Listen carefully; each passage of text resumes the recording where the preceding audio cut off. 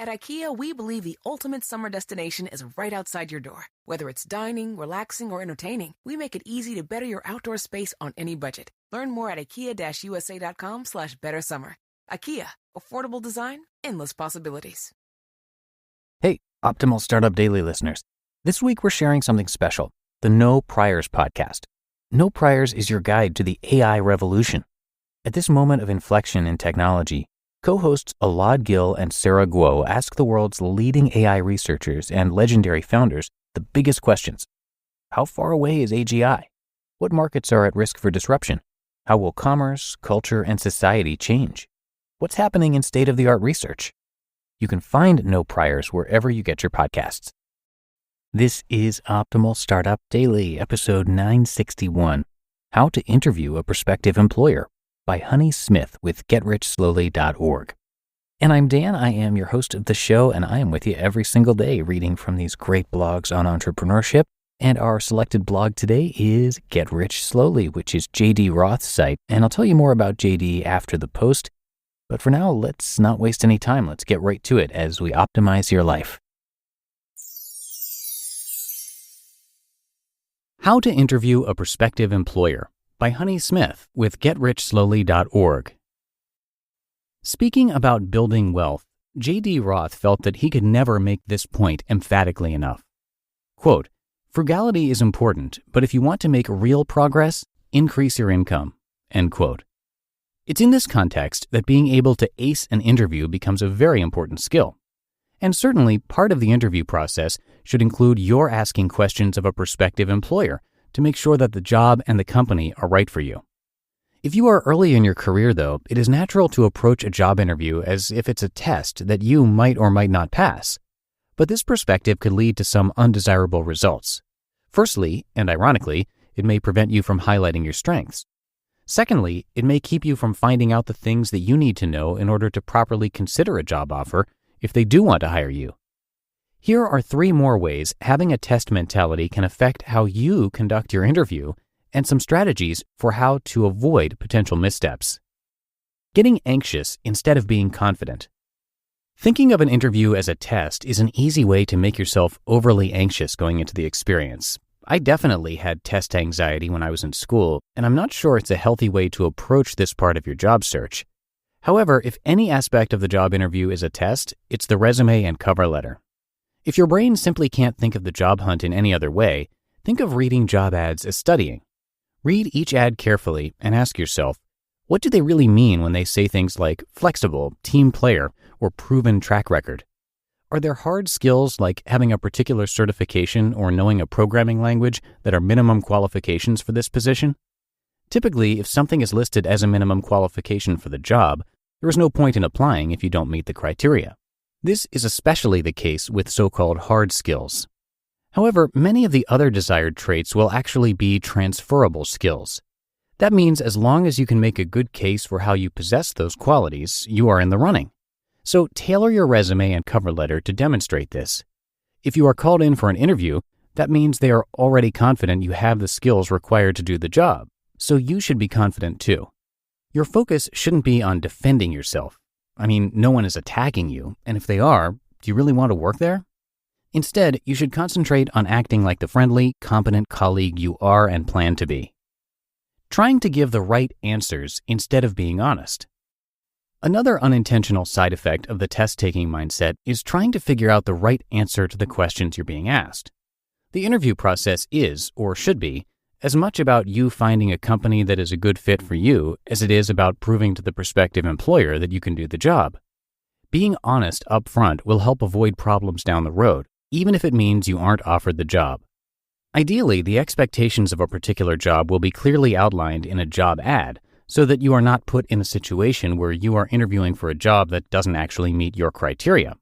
However, sometimes language in a job ad leaves something to be desired in the clarity department. Additionally, sometimes there are things going on behind the scenes that mean job responsibilities have shifted a bit since the ad went live. But telling a prospective employer that you are willing and able to travel when you're actually not, or that you can work evenings and weekends when you can't, is a recipe for disaster. Sometimes these aspects of the job are more flexible than they appear. If they decide you are the best candidate for the job, they may find a way to make it work for you even if you say no, you can't travel or work late. You are actually negotiating even before you begin to negotiate. And if the position doesn't meet your criteria, it is better to decline the job offer gracefully than to take the job only to quit or be fired in 6 months. Not asking questions of your own. Finally, and most importantly, a test mentality may prevent you from asking the questions you need to get answered. As I mentioned when I talked about what else to consider when accepting a job offer, the company representatives are putting their best foot forward, so you need to interview them to explore what they are saying as well. Here are some questions you may want to ask. If they tell you that it is possible to advance quickly, ask, "Can you give me an example of someone who started in a similar role who has already advanced? How long did it take and what did they do to facilitate that process?" If they say that work schedules are flexible and/or that it's possible to work remotely, ask, "Can you give me examples of current employee work schedules that have incorporated flex time or remote work? What is the process for requesting these things, and what are the criteria and timeline for approval of such requests?" If they say that you are eligible for overtime, ask, "How common is it for employees to have to work overtime, and how much advance notice are they given? Is overtime ever mandatory?" If there is a vesting schedule for retirement contributions, employee stock purchase plans, or profit sharing, ask, "How long before I become vested? How many current employees have been with the company long enough to become vested?" If the company pays for training, certification, or continuing education, ask, "How many employees have taken advantage of this opportunity? What specific trainings, certifications, or degrees has the company covered in the past? How far in advance do such requests have to be made? Would I be reimbursed, or would the company pay such costs directly?" By asking questions, you may discover that perks on paper don't match reality. If a company touts a particular policy, they should be able to give you specific examples of that policy being used by their employees. If they can't, that may be a sign that things aren't what they seem, and you should proceed with caution. Staying calm will help you listen. Of course, you should also ask any other questions that come to mind during the interview process. Being scared or trying to figure out what they want to hear can prevent you from really paying attention to what's being said, and sometimes what's not being said. Instead, be confident and approach the interview as an opportunity to find out as much as you can about the position and your prospective employer. That way, if you are offered the job, you can make an informed decision. You just listened to the post titled "How to Interview a Prospective Employer" by Honey Smith with GetRichSlowly.org. The thing about running your own business is every single hire counts. But finding great talent doesn't have to be a second job. You can reclaim your time and find top talent fast with Indeed. Indeed is the hiring platform helping over 3 million businesses worldwide to do it all. Don't spend hours on multiple job sites looking for candidates. Over 80% of Indeed employers find quality candidates the moment they sponsor a job.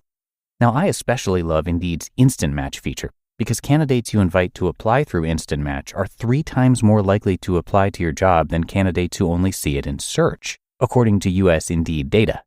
Indeed knows when you're growing your own business, you have to make every dollar count. That's why with Indeed, you only pay for quality applications that match your must-have job requirements. Visit Indeed.com/startup to start hiring now. Just go to Indeed.com/startup. Indeed.com/startup. Terms and conditions apply. Cost per application pricing not available for everyone. Need to hire? You need Indeed. Smoothie King asks, "What's that sound?" That's the sound of hearts popping out of your eyes when you see Smoothie King's all-new smoothie bowls. These Power Pack beauties are just waiting to be spooned. Our smoothie bowls start with acai or pitaya and are handcrafted with fresh toppings like sliced bananas, sweet berries, ripe mangoes, crunchy Purely Elizabeth granola, and a savory peanut butter drizzle. That's the sound of a smoothie bowl being made fresh, just for you. The new Smoothie Bowls menu, only at Smoothie King. A great post today from Honey, and she's actually a guest writer over at Get Rich Slowly, which was created by J.D. Roth. And J.D. just considers himself to be a regular guy who's learned about money through the School of Hard Knocks. By 2004, he had acquired over $35,000 in consumer debt through credit cards, personal loans, and a car loan, and was living paycheck to paycheck on a salary of $50,000 a year. He didn't have savings at that point, and in October of that year, he says he hit rock bottom. He drafted a 3-year plan to get out of debt, and he never looked back. In less than a year, he had set aside a $5,000 emergency fund and had increased his cash flow by $750 a month.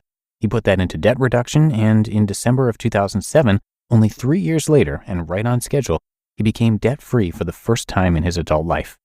And as for what he's doing now, he's an early retiree.